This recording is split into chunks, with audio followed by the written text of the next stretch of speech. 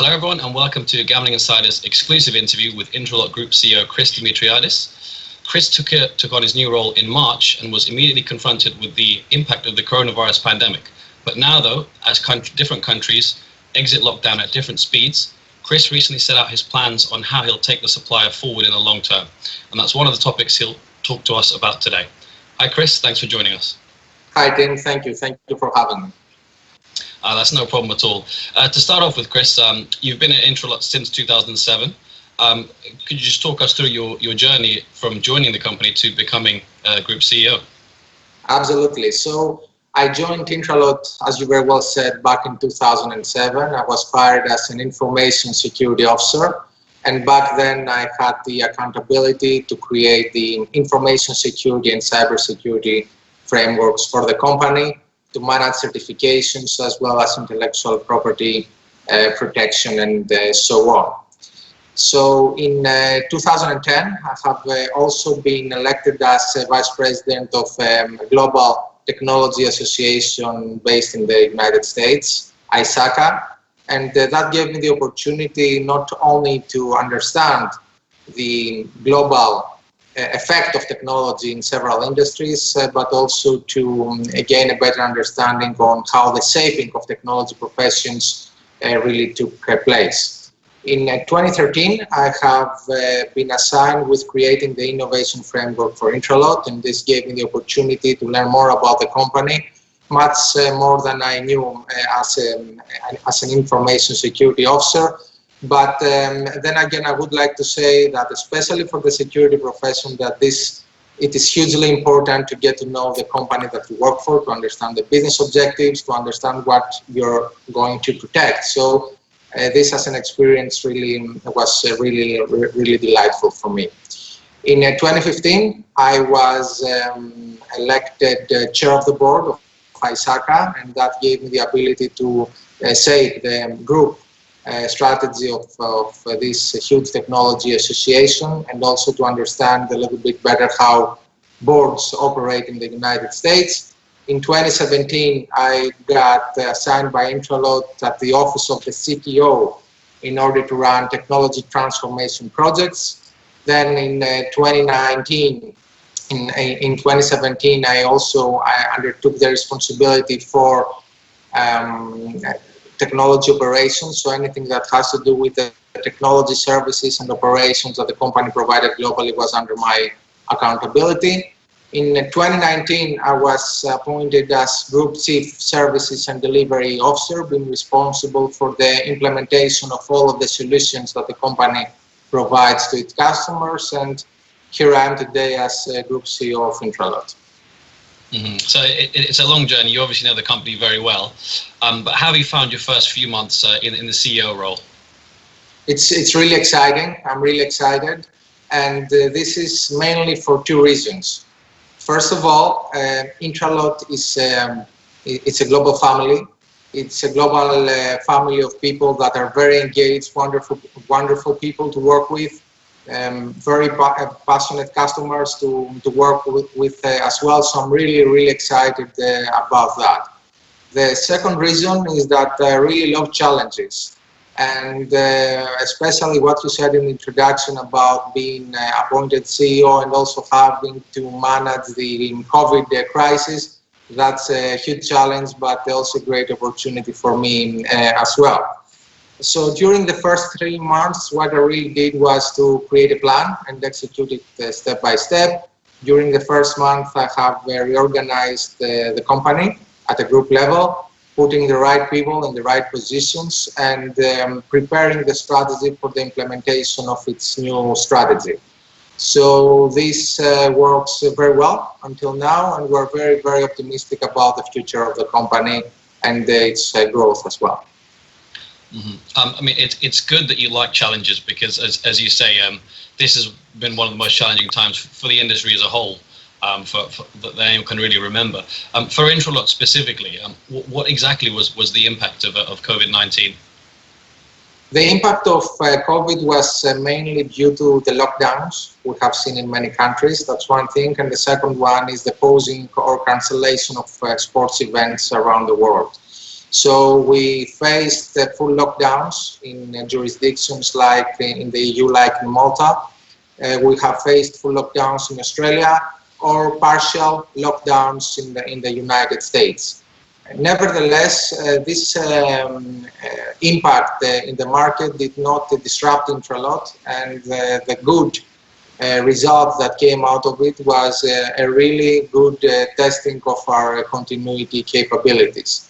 So Intralot had the business continuity plan in place, a tested business continuity plan.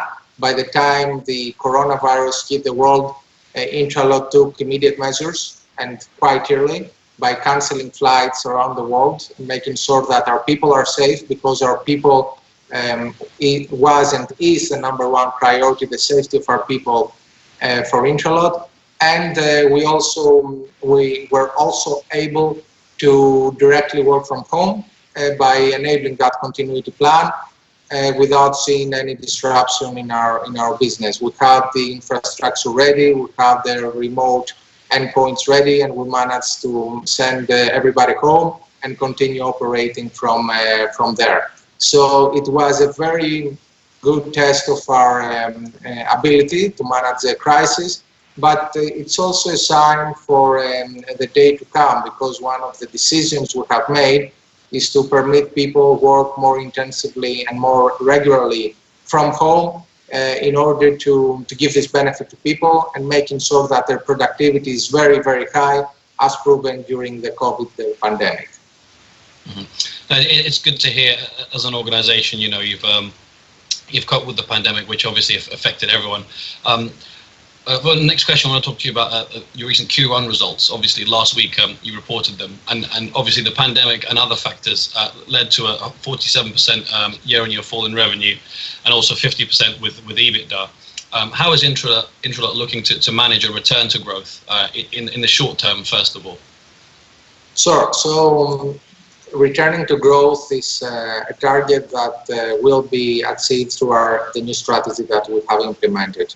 Q1 2020 was mainly impacted by regulatory changes in Bulgaria, and also due to the developments in our neighbor country in Turkey. Nevertheless, during Q1 2020, we have seen a growth of transactions in the United States, and we have also seen technology contracts there operating very well. So on the one hand, you have the positive, like what happens in the United States and the potential of the company there. On the other hand, we had to manage these two events in Bulgaria and Turkey. Leaving those aside, our strategy for the next day is to invest and unlock the capability of Intralot. And this is why we have developed a new strategy that is based on 5 pillars that will lead the company to its next day for unlocking its potential, as I just said. Before I go to that, to the description of that new strategy, I would like to say that since Q1, Intralot has already managed to achieve a great extent of results. So within the pandemic, we have managed to implement a new esports solution in Peru. We have managed to close deals with more operators about esports worldwide. We have managed to develop a brand new product we call Lotos XI for internet lotteries. And we have also managed to close deals, to make deals for implementing Lotos XI in 3 states in the US and in 1 country in the European Union, among other achievements in the US and in Europe. What I'm trying to say is that this new organization of Intralot that is based on a very strong and robust technology factory, on a very forward-looking commercial division, on a very disciplined financial division, and on a brand new and very forward-looking services division, this new structure will lead us to the next day and help us implement our new strategy that I can, of course, describe right away.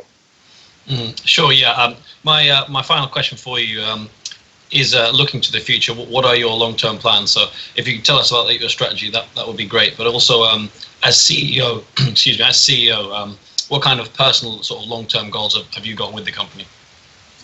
So this again relates to, it is reflected to our new strategy. So we have five main targets. The first one is to achieve business innovation through technology being used as an enabler. And this is hugely important because what we witnessed worldwide during the past decade is the rapid proliferation of new technologies in several industries and how those technologies create value on those industries. And I will give you a few examples in order to understand that. So according to IDC, there was a projection a few years ago, a forecast a few years ago, that in 2020 we will be having something like 50 zettabytes of data worldwide. We see an acceleration in the creation of data. This is forecasted to reach 175 zettabytes in 2025. A zettabyte is like a trillion gigabytes. It's a huge amount of data. So why are data so important? They are hugely important because data, when correlated, when combined, when processed, they can create information. And this information, in turn, can be used in order to create new products, new services, to improve existing products, to make more informed decisions, and to, at the end of the day, to create value, to create business value. And this is a huge need for the lottery and sports betting sectors in order to be able to be driven to the next day. Now, the endpoints, the collectors of the data, are those technologies that are proliferating very, very rapidly during the past years, like mobile phones, IoT devices, and any endpoint that can be used by a player, right? On the other hand, you can have the analytics, those processing entities that really create information out of data. And we have new technologies there, such as AI, such as anything that has to do with creating value out of data. If you put this together, you will really understand how data, information technology, and technology as a whole can create new value and can drive an industry, a company into the future. So target number one is technology to be able to permit us, to drive us to business innovation.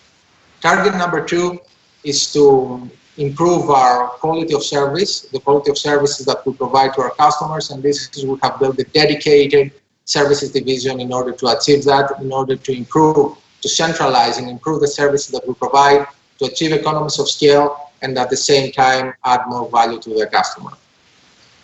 Target number three is to focus on business to business and business to government contracts, technology contracts, especially in jurisdictions like the United States. Those technology contracts are one of the three economic drivers of Intralot. We've seen them doing better, and we see a huge potential in receiving more value from this technology contract. So we will focus in increasing that value. A fourth target is around business to customer, or what we call in the gaming of luck industry, the lottery industry, the sports betting industry, partnerships in order to acquire new license in order for us to become operators. This is again a very, very important driver of the economics of the financials of Intralot, and we are already in discussions in order to achieve that. And the fifth target is about our capital structure and the optimization of our capital structure that will lead us to the next day for Intralot. We are very, very excited with implementing the strategy. We have already started implementing the strategy, and we strongly believe that we can be the drivers for changing the industries themselves. So we're hugely excited about that. Mm-hmm. Well, it sounds like a very comprehensive plan. You obviously thought it through. Best of luck with your role, and thank you for your time for this interview. Thank you so much for the opportunity. Thanks a lot. Thank you.